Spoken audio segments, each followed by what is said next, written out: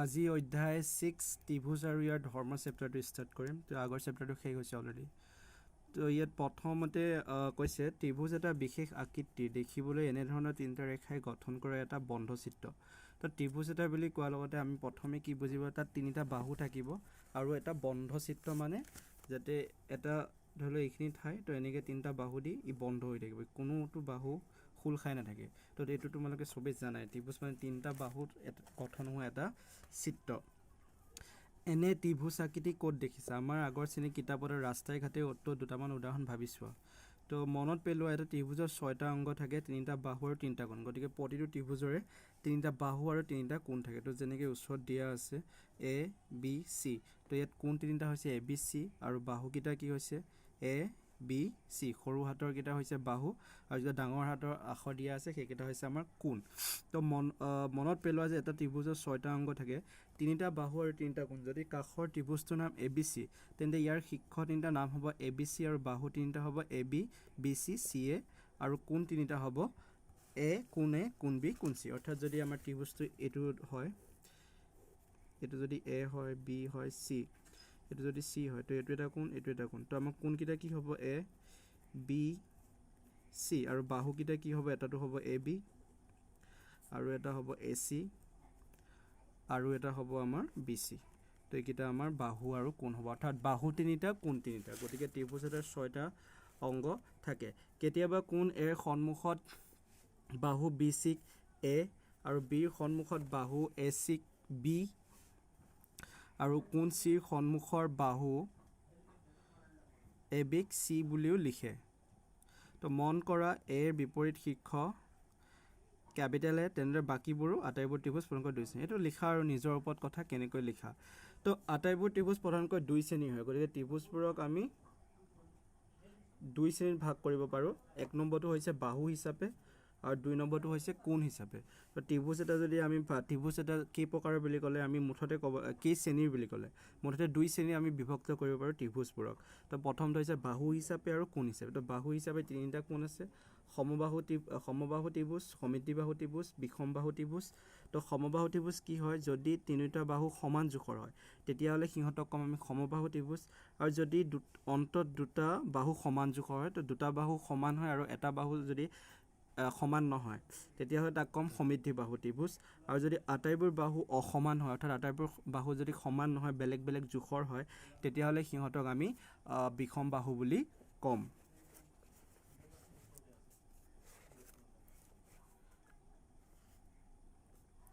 তো তাৰ পিছতো আহিল কোণ হিচাপে। তো কোণ হিচাপে আমি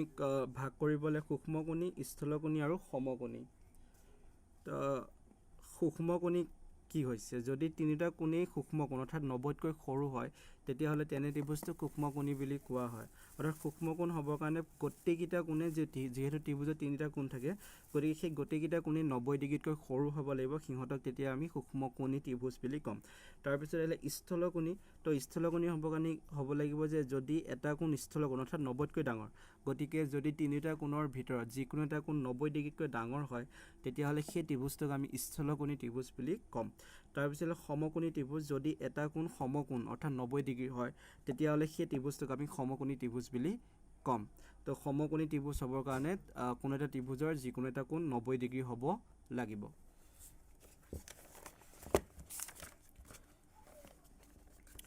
তাৰপিছত আহিলে আমাৰ পৰিসীমা। তো পৰিসীমা আহিলে, তো ত্ৰিভুজৰ সম্পৰ্কীয় কেইটামান পথ। তো পৰিসীমা সাধাৰণতে যিকোনো চিত্ৰ এটা সম্পূৰ্ণকৈ আগুৰি থকা দাঁতি ৰেখাটোক ইয়াৰ পৰিসীমা বুলি কোৱা হয়। পৰিসীমা বুলি ক'লে ধৰি লোৱা এইটো এটা আয়তেই হ'ল, তো এই আয়তটোৱে যিমানখিনি ঠাই আগুৰি আছে সেই গোটেইখিনি ঠাইকে আমি পৰিসীমা বুলি কওঁ। তো ভিতৰৰ ঠাইখিনি নুবুজিব, এই যিখিনি ঠাই চাৰিওফালৰ যিকেইটা বাউণ্ডেৰী আছে, এই বাউণ্ডেৰীটোৱে যিমান ঠাই আগুৰি আছে সেইটোৱে হ'ব আমাৰ বাবে পৰিসীমা। ঠিক এনেদৰে যে ত্ৰিভুজ এটা আকৌ এই ত্ৰিভুজটোৰ তিনিটা বাহুৱে যিমান দূৰ আগুৰি আছে ঠাই বা যিমান দূৰত্ব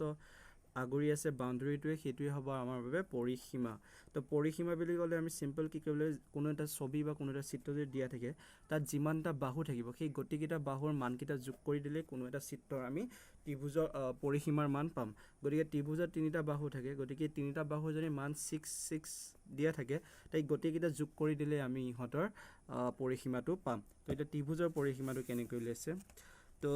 পৰিসীমাই কেতিয়াবা আগুৰি থকা দাঁতিটোৰ মুঠ দৈৰ্ঘ্য গতিকে পৰিসীমা হৈছে কোনো এটা চিত্ৰৰ আগুৰি থকা দাঁতিবোৰৰ মানে এইবোৰ যিবোৰ বাহু আছে এই বাহুবোৰে আগুৰি থকা মুঠ দূৰত্বটোকে বুজোৱা হয় গতিকে যেনে কাষৰ ত্ৰিভুজটোৰ পৰিসীমা তো এই কাষত যেটো ত্ৰিভুজ আছে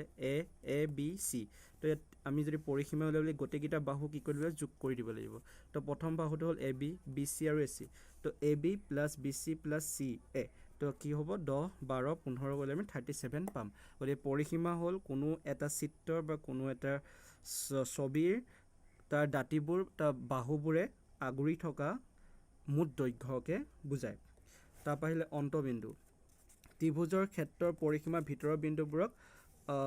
বিন্দুবোৰ অন্তবিন্দু হৈছে কোনো এটা ত্ৰিভুজৰ ভিতৰত সোমাই থকা বিন্দুবোৰ অৰ্থাৎ এইটো ত্ৰিভুজ হ'ল তো ইয়াৰ ভিতৰত আমি যিমানবোৰ বিন্দু দেখা পাম বা লিখিম সেইবোৰ গোটেইবোৰ হ'ব আমাৰ বাবে অন্তবিন্দু আৰু বহিবিন্দু কি হ'ব ধৰি লওক এইটো ত্ৰিভুজ হ'ল তো ইয়াৰ বাহিৰত যদি আমি বিন্দু এটা ধৰোঁ তেতিয়াহ'লে এইটো হ'ব আমাৰ বাবে বহিবিন্দু তো অন্তবিন্দু ত্ৰিভুজ ক্ষেত্ৰৰ পৰিসীমাৰ ভিতৰৰ বিন্দুবোৰ আৰু বহিবিন্দু ত্ৰিভুজ ক্ষেত্ৰৰ পৰিসীমাৰ বাহিৰৰ বিন্দুবোৰ তো পৰিসীমাৰ বাহিৰৰ বিন্দুবোৰক আমি বহিবিন্দু বুলি ক'ম তো পৰিসীমাত থকা বিন্দুবোৰৰ অন্তবিন্দুও নহয় নাইবা বহিবিন্দু নহয় আৰু যদি এনেকুৱা এটা ধৰি লওক এইটো ত্ৰিভুজ হ'ল তো ত্ৰিভুজটো ইয়াৰ পৰিসীমাটো কি হ'ব এইটো হ'ব তো এই পৰিসীমাটো যদি ইয়াৰ এটা বিন্দু থাকে তো সেই বিন্দুটো আমাৰ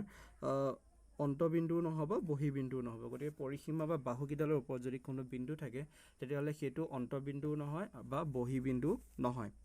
তো তাৰপিছত আহিল উন্নতি তো এটা শীৰ্ষৰ পৰা বিপৰীত বাহুলৈ টনা লম্ব ৰেখাটোৰ নামেই হৈছে উন্নতি তো এইটো যদি ত্ৰিভুজ হয় আমাৰ এ বি চি তো এ বি চি এইটো যিটো শীৰ্ষবিন্দু আছে ইয়াৰ পৰা বিপৰীত বাহুটোলৈ সমানে সমানে টনা যিডাল ৰেখা সেইডালকে আমি কি ক'ম উন্নতি বুলি ক'ম বা আমি বেলেগৰ পৰা টানিব পাৰোঁ ধৰি লওক এইটো হ'ল এটা ত্ৰিভুজ এ বি চি তো এৰ পৰা বিপৰীত বাহুলৈ এইটো টানিলে হ'ল আমাৰ উন্নতি তাৰপিছত আমি এইটো কোণৰ পৰা বিপৰীত বাহু এইটো হ'ব গতিকে ইয়ালৈ আমি টানিব পাৰোঁ গতিকে এইটো এটা উন্নতি হ'ব ইয়াৰ পৰা আমি টানিব পাৰোঁ তো কোনো এটা শীৰ্ষবিন্দুৰ পৰা কোনো এটা কোণৰ পৰা বিপৰীত বাহুলৈ অঁকা বা টনা লেখডালকে বা ৰেখাডালকে আমি ক'ম উন্নতি বুলি তো তাৰপিছত আহিলে উচ্চতা তো উন্নতিৰ জোখটোৱে উচ্চতা গতিকে উন্নতিৰ যিটো মান পাম জুখি পেলাই সেইটো হৈছে আমাৰ বাবে উচ্চতা গতিকে ত্ৰিভুজৰ শীৰ্ষ এটাৰ পৰা বিপৰীত বাহুলৈ অঁকা ৰেখাবোৰৰ ভিতৰত উন্নতিডালেই আটাইতকৈ চুটি তো এই যিটো আমি টানিম বিপৰীত বাহুৰ পৰা তো বিপৰীত কোণৰ পৰা বিপৰীত বাহুলৈ যিডাল ৰেখা টানিম সেই ৰেখাডালেই হৈছে আটাইতকৈ চুটি আৰু এইডালৰ যিটো হেৰি হ'ব মান হ'ব সেইটোকে আমি উন্নতিডালৰ মানকে আমি ক'ম উচ্চতা বুলি ক'ম তাৰপিছত আহিলে ভূমি ত্ৰিভুজ এটাৰ যিটো বাহুৰ ওপৰত উন্নতি অঁকা হয় সেই বাহুটোৰ নাম ভূমি গতিকে প্ৰতিটো শীৰ্ষক লৈ একোটা ভূমি থাকিব গতিকে ভূমি কি হৈছে কোনো এটা ত্ৰিভুজৰ যিটো বাহুৰ ওপৰত উন্নতি অঁকা থাকে সেই বাহুটোৱে হৈছে আমাৰ বাবে ভূমি গতিকে এটা ত্ৰিভুজত যিমানটা কোণ থাকিব সিমানটা ভূমি থাকিব কাৰণ এইটো ত্ৰিভুজ তিনিটা কোণ আছে তো তিনিটা কোণৰ বিপৰীতে আমি এডাল